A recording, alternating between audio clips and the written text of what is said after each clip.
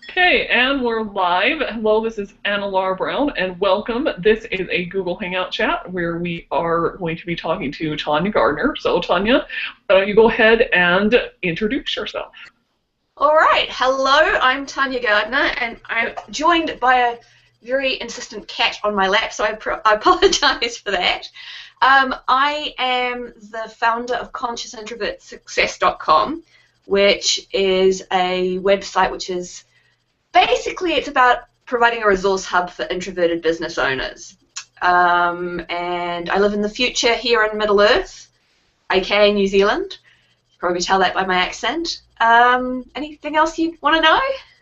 Nope, I don't think so. So let's go ahead and just jump in. So yeah, this is AnnaLaura. We're out in Salt Lake City, Utah. So we are basically on the opposite ends of the earth, you could say, from each other.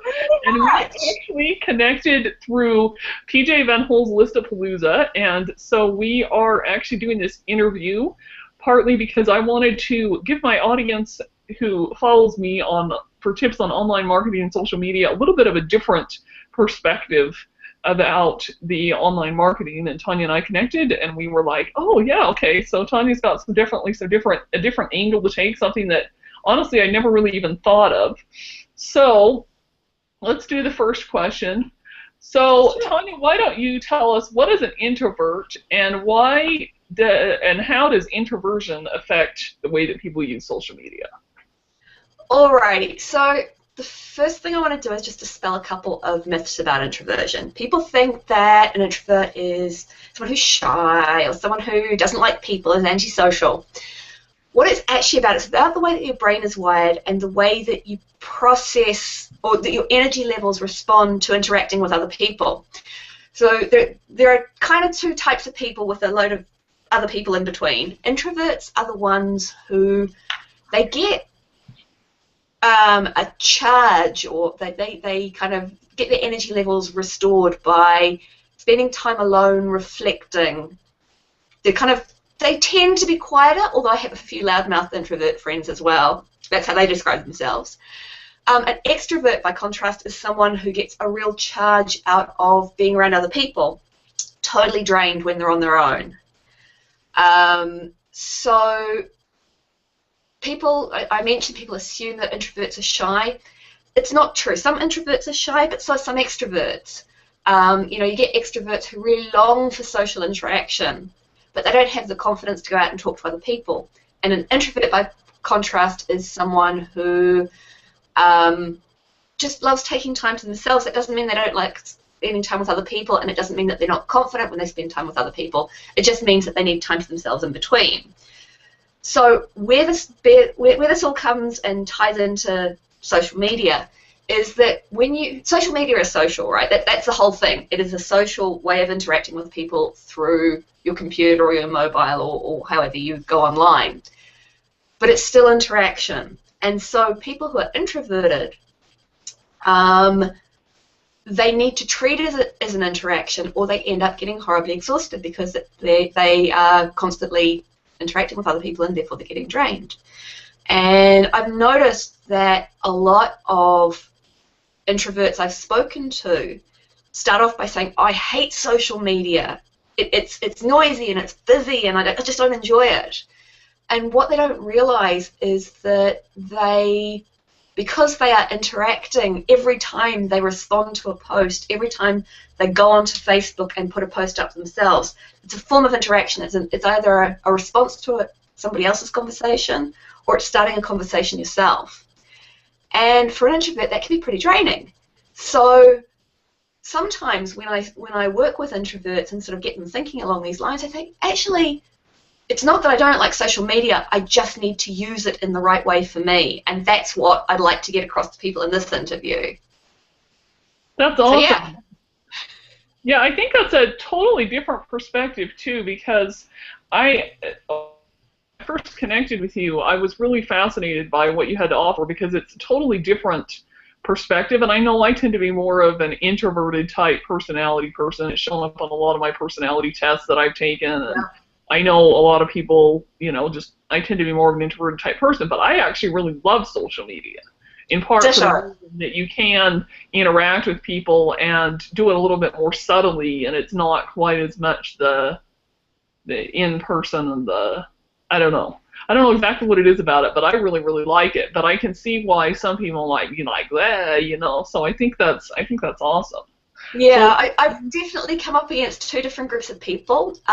One lot who, like me, find that it actually, having a screen between me and the people that I'm interacting with, it almost acts like a buffer. It helps to reduce the energy drain.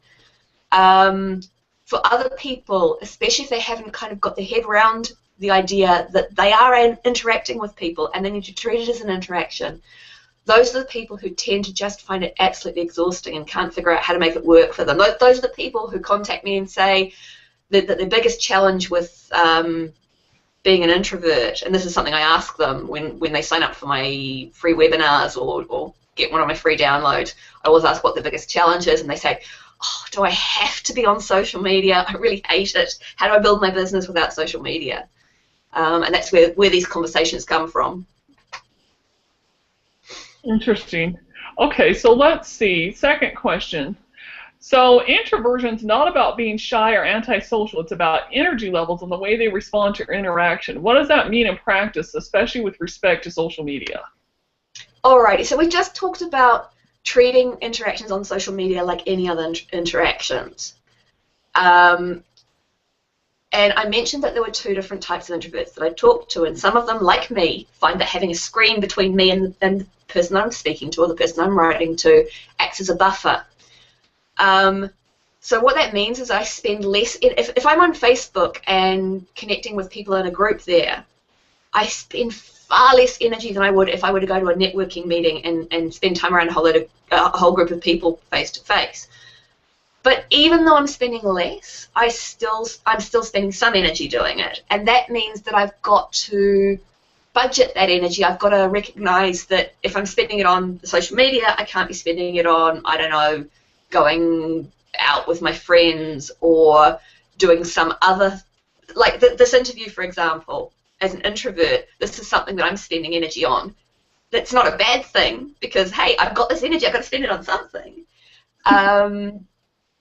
But it's as an introvert, what I need to do is look at, okay, what are the things that I most want to get done and make sure that I've got the energy for it. And that is what I recommend to introverts who are trying to get their heads around social media. Now, that idea of budgeting energy, there are different ways you can do that. You can, what I call charging up. So, you know, you make sure that your energy levels are on full tanks by spending time on your own, doing something that you know recharges you before you do a big extended block of social media. It might be about setting boundaries. You know, how long are you going to be on Facebook? How long are you going to spend on Twitter? And how many times a week are you going to do it? And it might also just mean that, yeah, okay, social media is going to drain my energy, and so I'm not going to necessarily say that makes it a bad thing. It just means that I've got to recharge afterwards again. And again, recharging might be going out for a walk on my own or curling up on the couch with a book, whatever it might be, just that sort of really precious alone time. Yeah, that's good. Well, and the reality is that everybody needs to manage their energy and the time spent on social media, whether introverted or not. So, you know. I think that the reason that I focus on it so much for introverts is because we live in a very extroverted world. So a lot of the stuff that we are encouraged to do, to get out there and, you know, spend time with our friends, to get involved in the community, all this sort of stuff is, it's really valuable, good stuff to do, but it's also draining for an introvert, where an extrovert is actually going to get energy from doing it. So I think introverts will tend to start off with a much lower energy reserve than extroverts, simply because they're living in an extroverted world. And so a lot of their energy is being drained by stuff outside of their business and outside of the social media. So yes, it is important for extroverts to manage their time and manage their energy as well. But I think you'll notice that an introvert will notice the effect of not managing their energy more quickly than an extrovert would, simply because there's so much else in the world that, as one cartoonist puts it, sucks away their precious energy juices. Sure, good point. Yeah, absolutely. So, third question is, you've often said that social media was pretty much designed for introverts. Why is that, and why do you think social media works so well for introverts? Well, I think for introverts like me, there's the issue of, you know, I've got the screen between me and the rest of the world, and that helps to reduce the energy drain. We talked about that. But it's not just that. First of all, um, I think you've got far more control over how and when you talk to people on social media. I mean, especially to someone who's new to social media, it can feel like it's all very immediate and ever-present, and you can't get away from it. But the reality is that you can actually take your time replying. If somebody, you know, posts something or replies to something that you say, there's no cosmic law that says you've got to respond the moment you see it. There's no cosmic law that says you've got to check social media every single day. You can choose when you're going to use it, and you can choose not to respond on the fly. You know, you can say, okay, this person has said this thing, I want to go away and think about it, which takes a huge amount of pressure off an introvert. One of the traits that most introverts share is that we're not great at coming up with things on the fly. We like to go away, reflect, think, and then come back to a conversation later. And social media allows us to do that in a way that being face-to-face, it's not impossible, but it's a lot harder to sort of say to someone, hey, that's a really good point. I really need to think about it. Can I come back to you in a day? You don't have to do that on social media. You can just not respond for a day. Yeah, absolutely. Yeah, very good point. And the other thing, as I mentioned, you don't have to be on 24/7. You can make those boundaries for yourself. You know, you get to choose when you're going to go online. And if you decide one week that you don't have the energy to go online twice a week, you can just go on once a week, or you can even not go online that week. You know, I know some people will say that it will be the death of your business if you don't check social media every single day, and I just call bullshit on that, I'm afraid. So I hope language like that is okay. But plenty of people out there do not check their social media every day, and they're probably more productive because of that. So you get to choose when you can go online, and you know you can make it work for you rather than feeling as though you're always at its beck and call. And finally, the other thing is that most social media involves writing, and there are most introverts, not all, but there's a whole group of traits and skills that introverts as a whole tend to be better at than extroverts. That doesn't mean all introverts are good at it, and it doesn't mean that no extroverts are good at it. But if you took a group of extroverts and a group of introverts, more of the introverts would be good at more of the traits than the extroverts. And writing is right up the top of that. So Facebook, Twitter, LinkedIn, those are the three biggies that I know of, and they're all nearly entirely writing based. Yes, you can tweet images, yes, you can post videos, but in order to talk about them, you've got to write. So you're using a communication channel that introverts tend to be good at.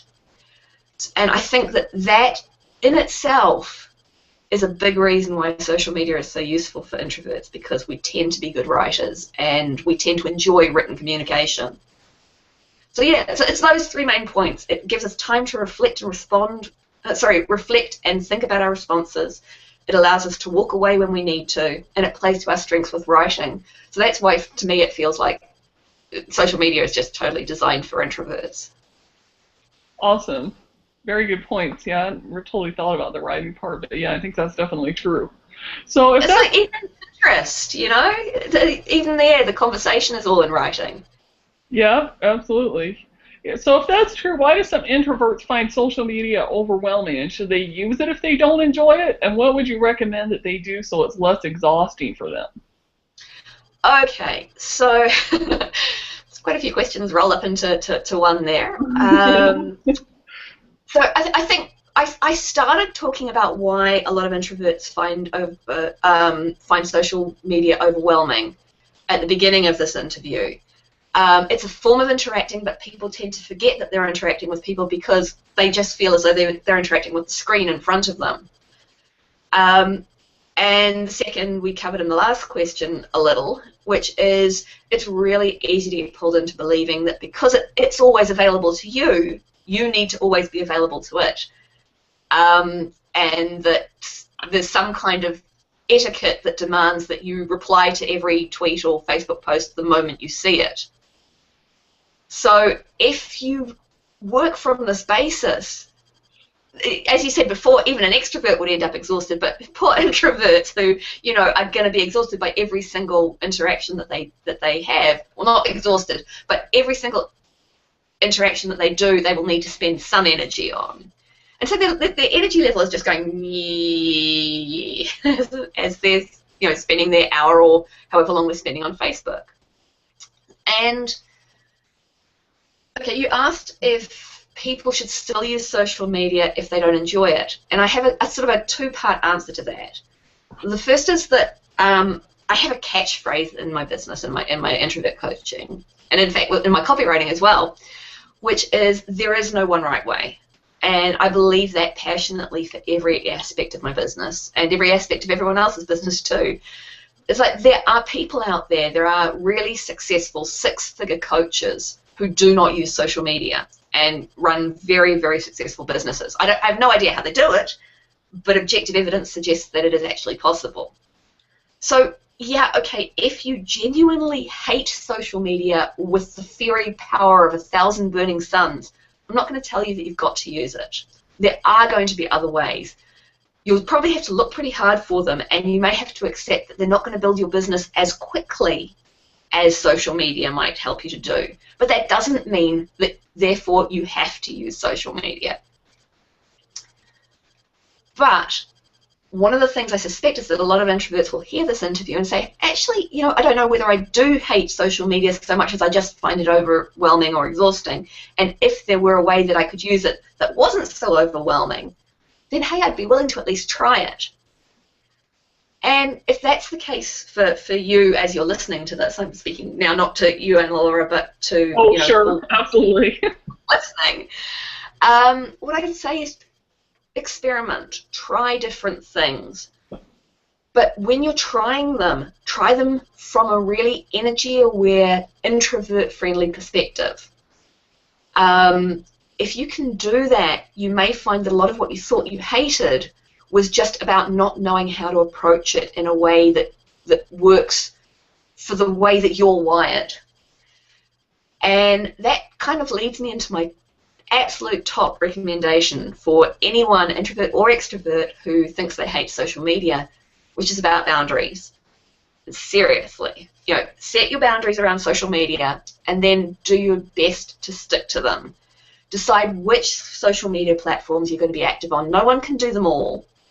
And most of the people I know who are social media coaches suggest picking 1 to 3 and focusing on those. You might set up profiles on other platforms, but you don't really put a lot of time and energy into it because you've only got 24 hours in the day and you've only got so much energy.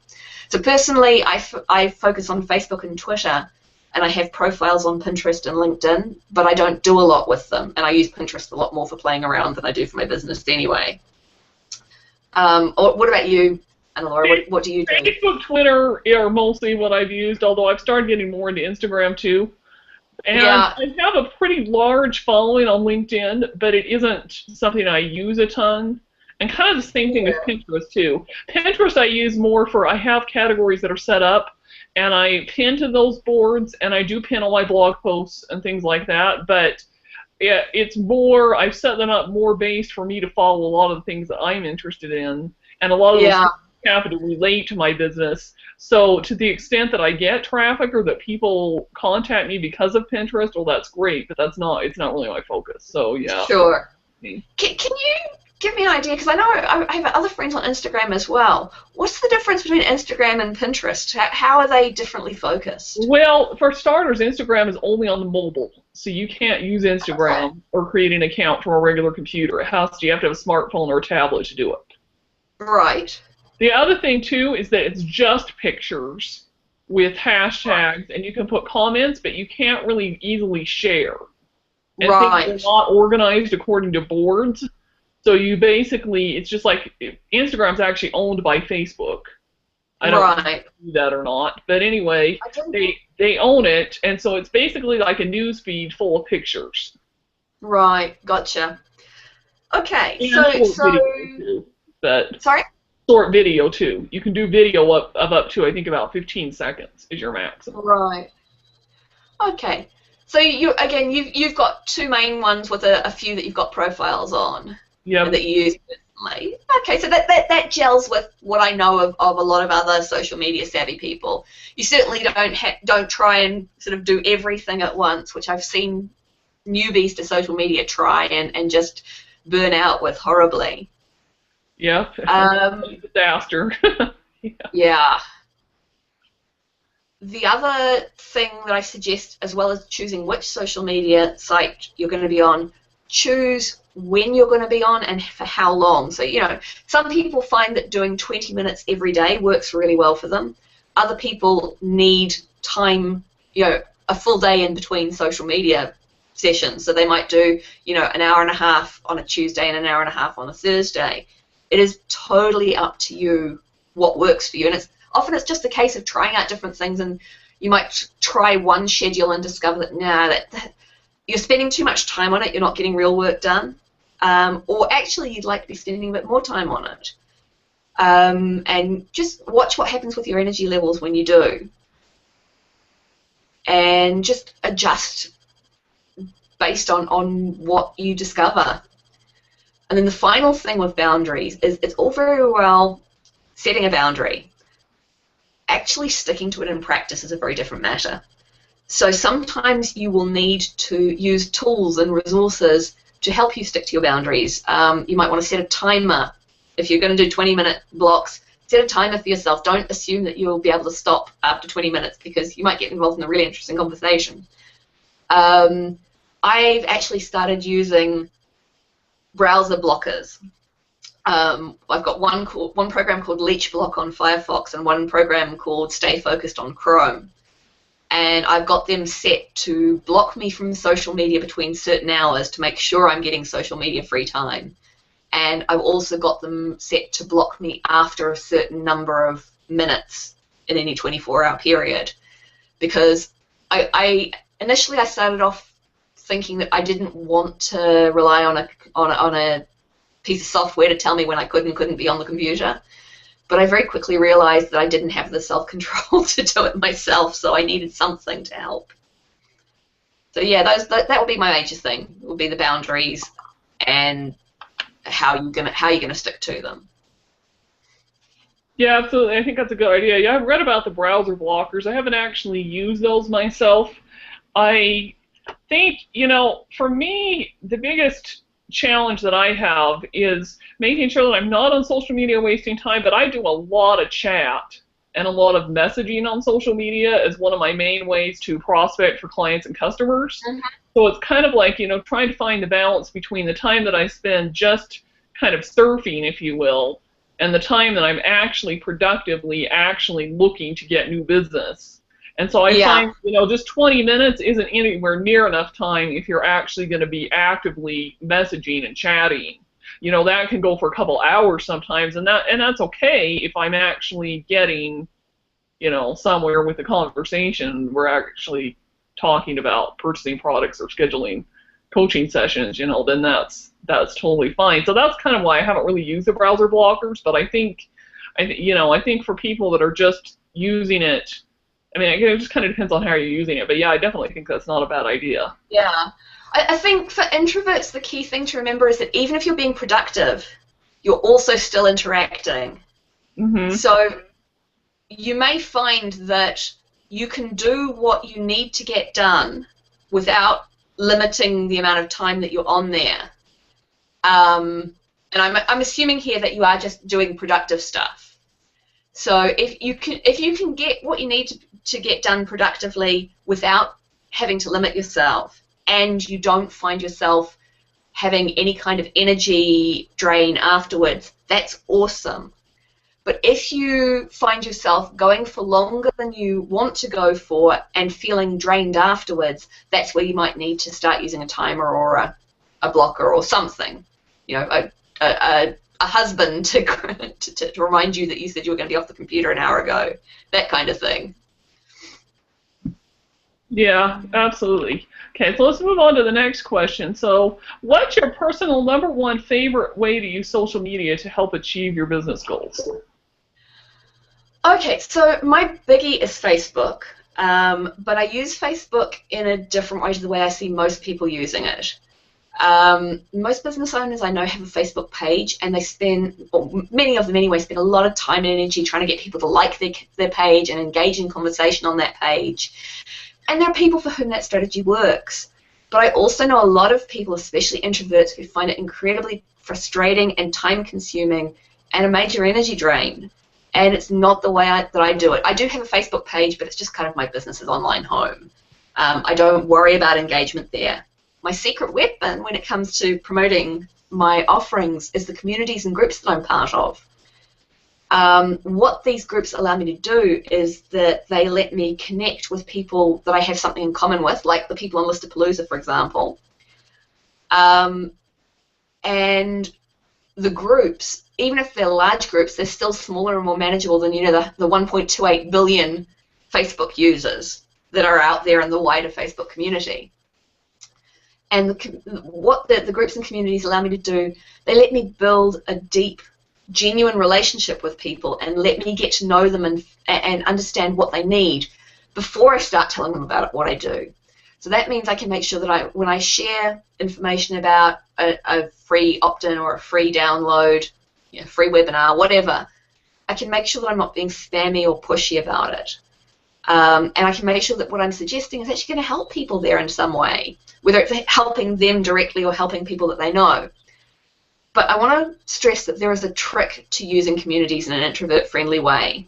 And there's a trick to promoting your stuff in communities without annoying people. So I actually have a blog post about it. Would it be okay if I shared the link to that? Oh, yes, absolutely. Why don't you go ahead and do that, and I will write it down. And then, so for those of you that are watching this, if you're watching this especially on YouTube, you'll want to actually go to my blog, which is internetworkmarketingwealth.com, and I will have the link to that below this embedded video. Awesome. I was going to ask if there's any way we could do that. Yep. So it's crystalclaritycopywriting.com /7-community-promotion-guidelines. Okay, so that's crystalclaritycopywriting.com /7 / dash hyphen. Okay. 7 community promote. So 7 community promotion guidelines. Okay. Got it. With dashes in between. Got it. Okay, yeah. So that will be linked on the blog post then. Okay, yes. Awesome. That would be great. Fantastic. So yeah, that's my personal secret weapons is groups and communities. Yep, I use those a lot actually. And I've actually found the Google Plus communities and even the LinkedIn communities can actually yield pretty good results too, although not as much as Facebook groups, in my opinion. Yeah, I haven't used Google Plus communities yet. I have used LinkedIn communities, and I generally don't. I have to admit, I do not enjoy them. I find that I work in a very I guess soft would be the word, heart-centered business space. So a lot of the people I work with are coaches and counselors and yoga instructors and Reiki healers and massage therapists. So they tend to be they're into heart-centered business. And I find the conversation on LinkedIn tends to be very pushy and, I don't know, it's sort of like hard results are what matter.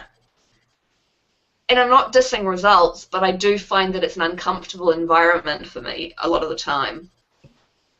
You know, I know what you mean, and I think especially with LinkedIn groups, the biggest challenge that I've personally noticed is that a lot of times the LinkedIn groups tend to be a place where they just come and post a bunch of resources and blog posts, and in some cases it almost gets kind of spammy. Very much so, yeah. Yeah. However, I have found it useful for expanding your network, because once you're a member of a group, you can then go add people who are members of that group as connections. And it can be a good place for identifying people that you may want to connect with on LinkedIn. Yeah. So anyway, that's just kind of been my experience a little bit with LinkedIn groups. But yeah, Facebook groups definitely, oh yeah, those are definitely rocking, if you will. Yeah.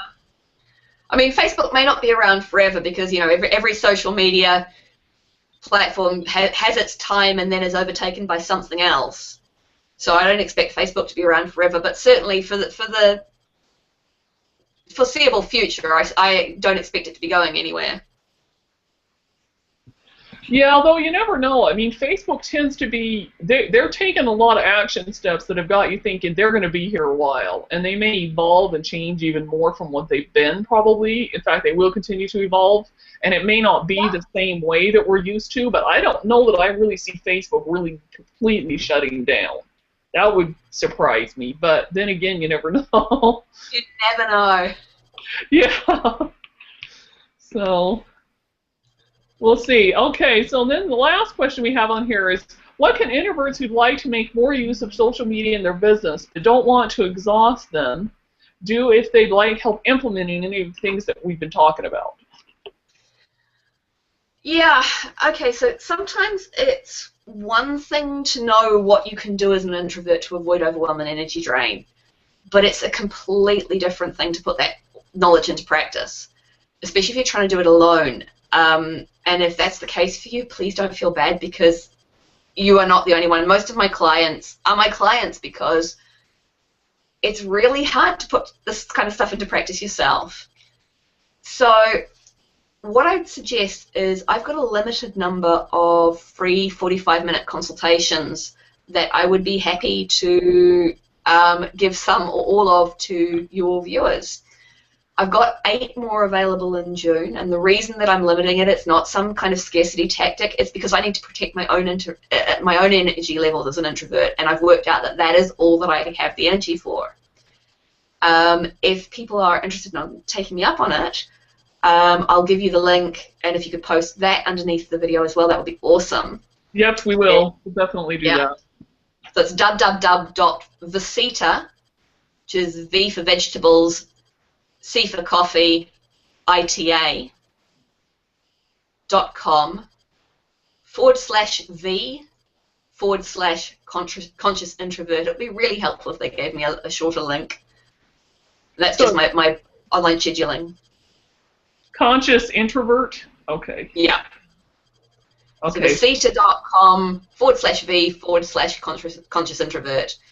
And then if they hit the green book your session button and choose a time slot that works for them, I will be totally happy to speak to them for 45 minutes free of charge.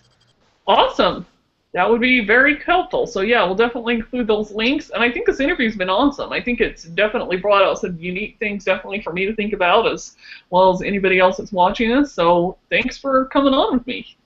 You're very welcome. Thank you for having me. It's been wonderful. Okay. Have a good one. You too. Bye now. Bye now.